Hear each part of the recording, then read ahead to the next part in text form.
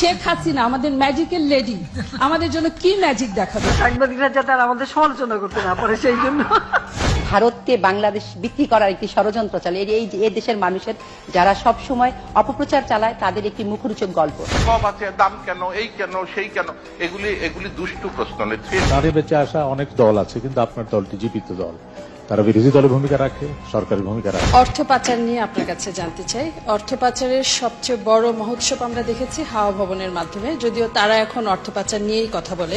আপনার মতন ধী শক্তি সম্পন্ন, মেধা সম্পন্ন, জ্ঞানী প্রাজ্ঞলোকের কাছে কোনো প্রশ্ন করার অধিকার আমার নেই। সবাই এমন ভাবে তাকায় যে আমরা আসলে আদার ব্যাপারে জাহাজের খোঁজ নিতে গেছি, কিন্তু এবার মনে হয়েছে যে না, আমাদেরও জাহাজের কারবার আছে। আপনাকে অনেক ধন্যবাদ। এবার আপনার সম্মানটা দেখে G20-তে আমরা গর্বিত।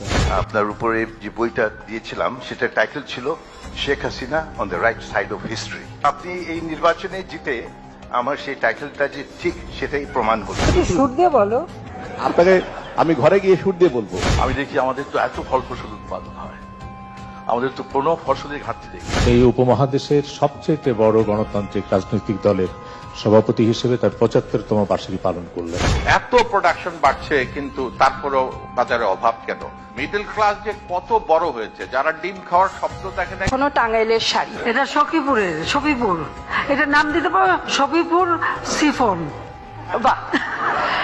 ভারতীয় গণমাধ্যম একটা অর্জন দেখেছে, সেটি হচ্ছে আপনার জামদানি কূটনীতি। সংবাদ